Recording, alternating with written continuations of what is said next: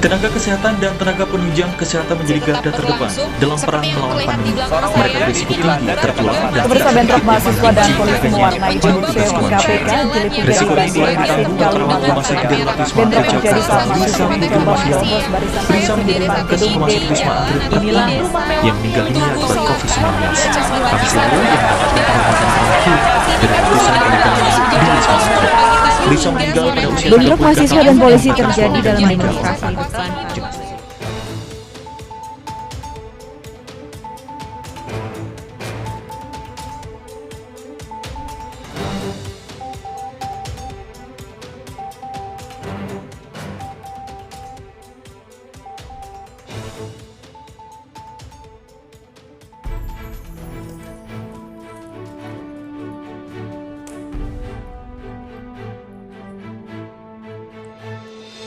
Assalamualaikum warahmatullahi wabarakatuh.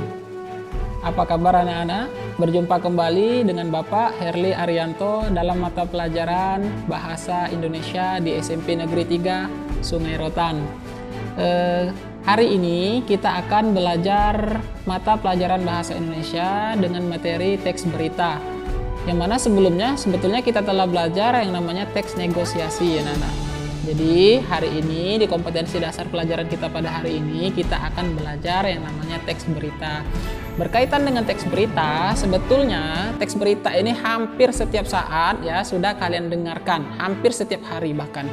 Kalau kalian menyaksikan di televisi ya, di TV-TV rumahmu itu hampir setiap channel itu, setiap saluran televisi menayangkan berita. Di mana ya? Salah satunya di channel TV One ya, di channelnya RCTI, di channelnya MNC TV, Indosiar ya, dan lain sebagainya. Jadi di sana anak-anak ya, kalau kalian perhatikan sebetulnya teks berita ini sudah sangat sering kita dengarkan. Sebetulnya seperti itu ya. Hanya saja kita kurang memperhatikan. Nah, baik. Padahal di balik teks berita yang akan kita pelajari ini sebetulnya banyak sekali manfaatnya anak-anak. Apa saja manfaatnya nanti akan kalian dapatkan setelah kalian menyimak materi yang akan Bapak sampaikan berikut ini. Sebelum kita masuk ke materi, Bapak menghimbau agar kalian selalu tetap menjaga protokol kesehatan ya. Ingat, itu wajib menjaga protokol kesehatan. Jangan tidak dipatuhi.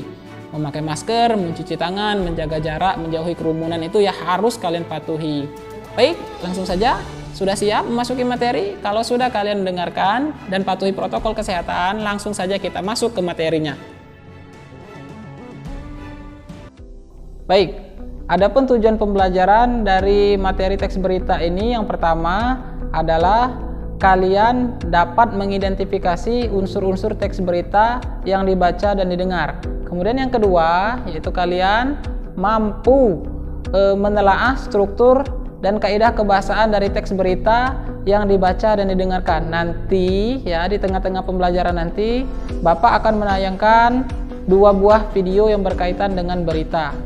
Kita lanjut ke materi selanjutnya.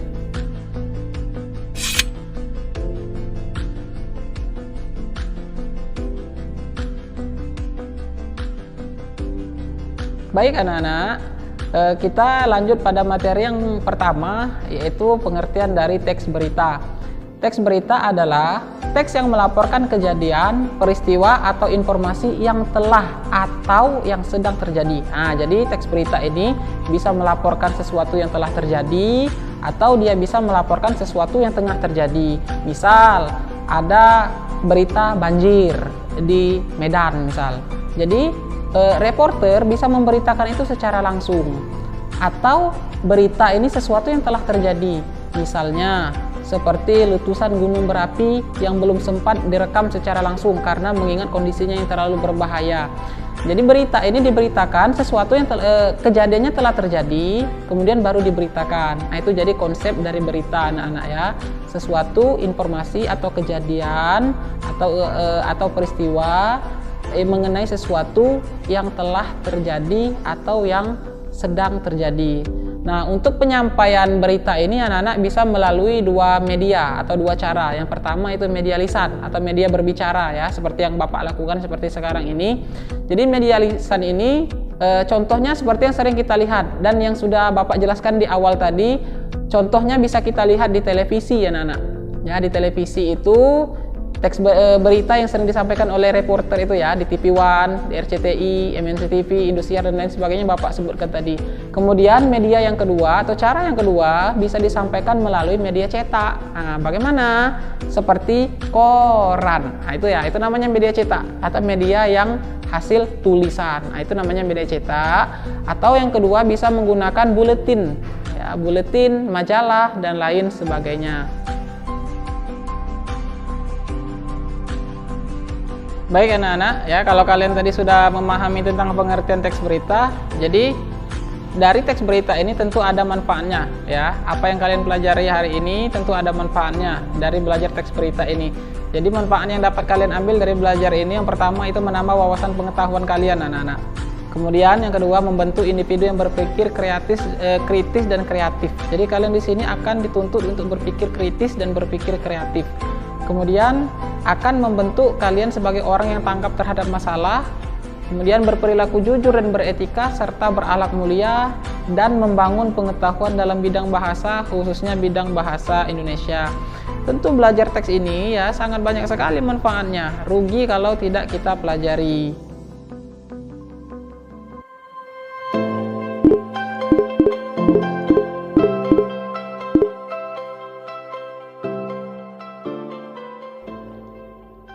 Kita lanjut anak-anak ya. Kalau tadi kalian sudah belajar, sudah memahami manfaat dari teks berita, sekarang kita lanjut unsur-unsur teks berita.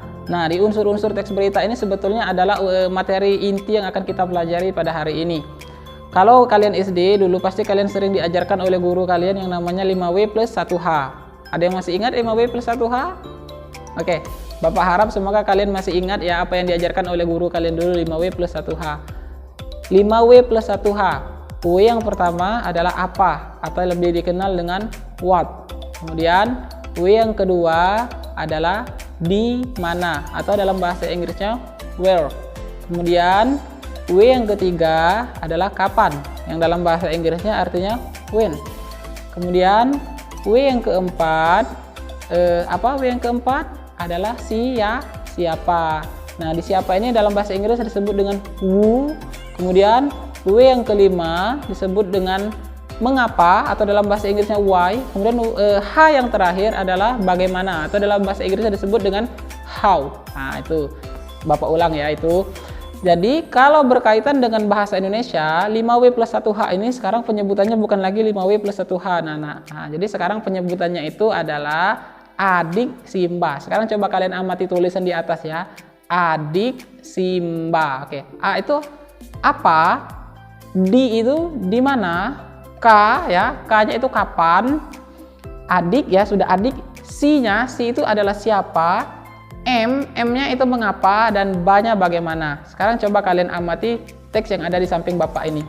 Jadi A itu menanyakan sesuatu atau peristiwa apa yang terjadi.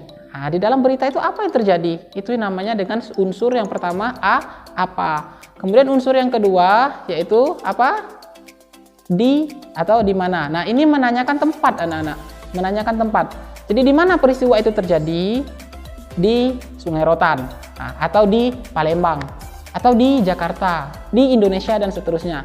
Nah, itu namanya unsur tempat. Kalau di mana pasti dia menanyakan tempat. Nah, pintar. Jadi kemudian yang ketiga, apa yang ketiga? K, kapan. Kapan ini menanyakan waktu, pintar. Kapan terjadinya? Misal terjadi tanah longsor di Kasai pada tahun 2017. Nah, kapan itu menunjukkan waktu. Kapan terjadinya? 2017. Baik, pinter. Kemudian si, ya, unsur yang keempat adalah si. Si itu siapa? Nah, oke, kita kaitkan dengan berita. Si, siapa yang diberitakan? Oke, siapa yang diberitakan? Misal, 2 hari yang lalu Kades Desa Sukamaju tertangkap karena kasus korupsi. Baik, pertanyaannya, siapa yang diberitakan? Oke, Kades Sukamaju. Nah, itu ya, pinter. Kades Sukamaju. Itu untuk unsur yang keempat, si. Oke. M, yang kelima, M itu mengapa. Kita kaitkan lagi dengan Desa Sukamaju misalnya ya.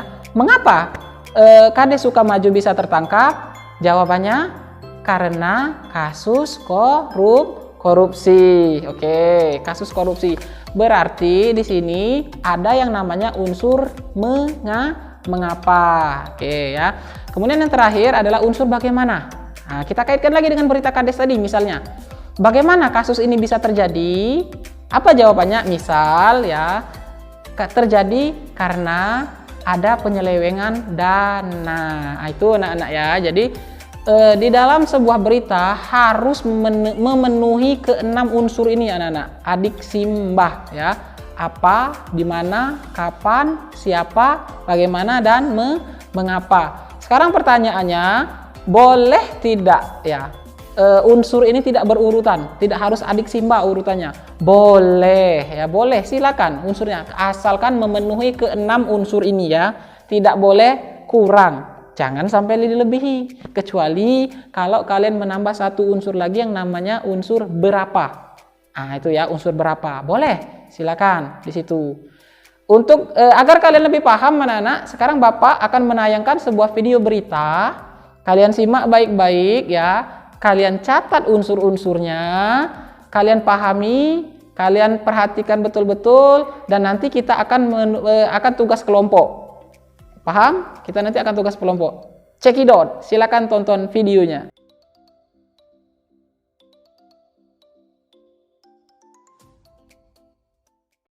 Saudara, setelah menjalani isolasi mandiri selama 5 hari di rumahnya, seorang warga Sawah Besar, Jakarta Pusat ditemukan meninggal dunia.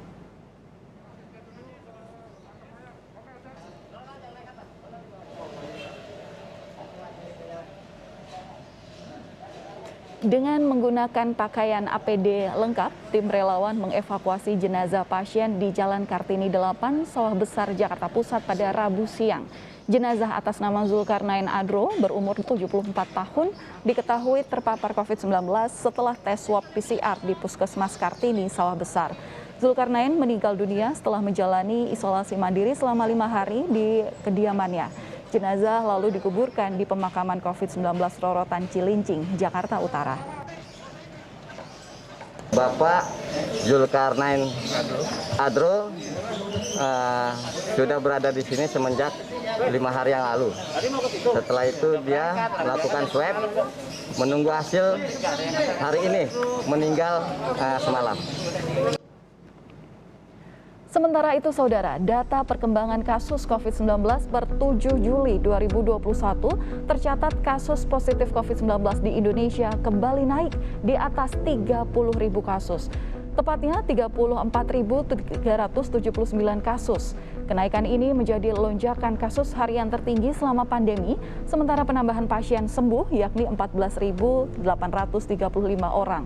Pasien meninggal pun tembus hingga 1.000 orang, tepatnya di angka 1.040 pasien meninggal dunia. Kalau kita amati berkaitan dengan unsur-unsurnya tadi, ada 6 unsurnya tadi, adik, simba, apa, di mana, kapan, siapa, mengapa, dan bagaimana ya. Kalau kita ambil dari ke-6 unsurnya tadi, coba kita jawab dari teks berita, dari berita yang sudah kita tonton bersama-sama tadi. Kemudian ayo kita jawab ya. Apa yang diberitakan ya? Pasien COVID meninggal. Nah, pasien COVID-nya meninggal. Kemudian yang kedua di mana?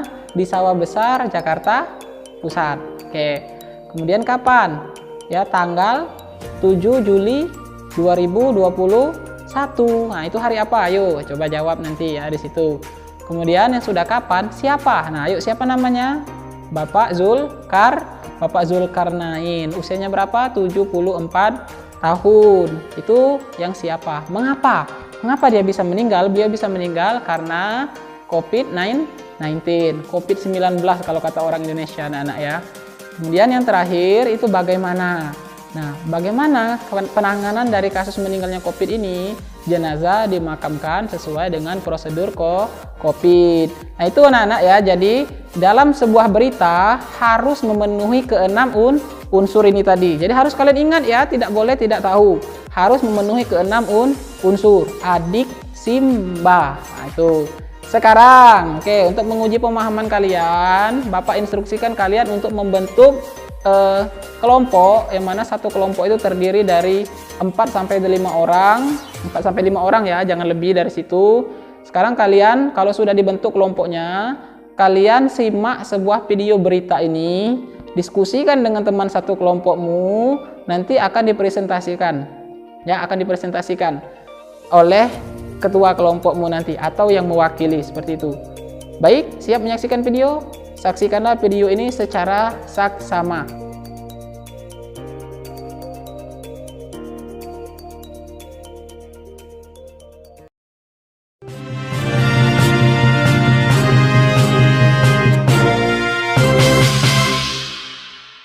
Longsor dahsyat terjadi di Izusan, Atami, Jepang, terjadi pada Sabtu, tanggal 3 Juli tahun 2021.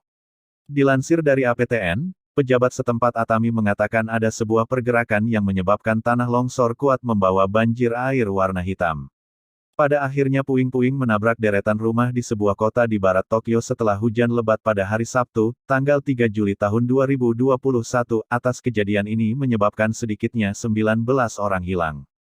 Juru bicara Prefektur Shizuoka Takamichi Sugiyama mengatakan puluhan rumah mungkin telah terkubur di Atami.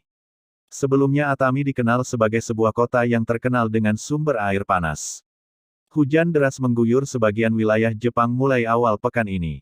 Jumlah 19 orang hilang diperkirakan akan terus bertambah, namun petugas tengah bergerak mencari para korban. Para penduduk sekitar sebenarnya telah diberi peringatan evakuasi di level 5.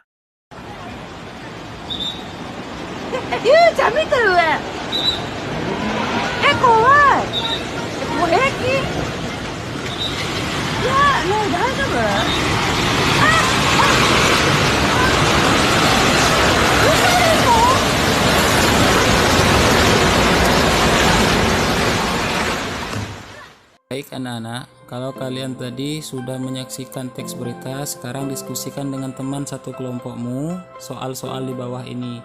1. Apa yang diberitakan? 2. Di mana peristiwanya? 3. Kapan peristiwa itu terjadi? 4. Siapa yang diberitakan? 5. Mengapa peristiwa itu terjadi? Dan 6. Bagaimana kejadiannya?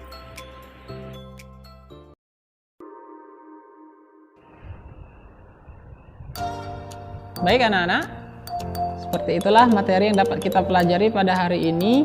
Sebetulnya belajar dari teks berita ini banyak sekali manfaatnya anak-anak. Mengingat kondisi kita sekarang ini sangat marak atau sangat banyak sekali penyebaran berita-berita hoax, khususnya yang ada di internet. Apalagi di zaman kita ini ya, internet ini sudah seperti ya makanan ya, sudah seperti kebutuhan, menjadi kebutuhan. Karena menjadi kebutuhan inilah kadang orang-orang yang iseng itu sering sekali dia menyebar berita hoax, dan orang yang tidak paham dia akan termakan berita hoax ini, dan dia akan menyebarkan berita hoax, kemudian disebarkan lagi oleh orang lain terus dan menerus berantai sampai orang-orang menjadi percaya. Manfaatnya dari kalian belajar ini, Bapak harapkan semoga kalian bisa terhindar dari penyebaran berita hoax seperti itu karena kalian telah mempelajari teks berita. Ingat unsur-unsurnya tadi, adik, simba ya, apa, di mana, kapan, siapa, mengapa, dan bagaimana. Semoga dapat kalian ambil ilmunya pada pertemuan kita pada hari ini anak-anak. Kalau kalian ada pertanyaan boleh ditanyakan kepada Bapak Herli yang saat ini ada di depan kalian, yang ada di dunia nyata maksud Bapak ya. Semoga dapat diambil materi dan manfaatnya. Bapak akhiri, sebelum Bapak akhiri, Bapak ingatkan dulu ya, tetap jaga kesehatan, tetap patuhi protokol kesehatan ya. Dadah. Mohon maaf apabila ada salah kata, salah tayangan ya, salah penyampaian. Karena sejatinya manusia tidak luput dari salah dan hilaf. Wassalamualaikum warahmatullahi wabarakatuh. Dadah.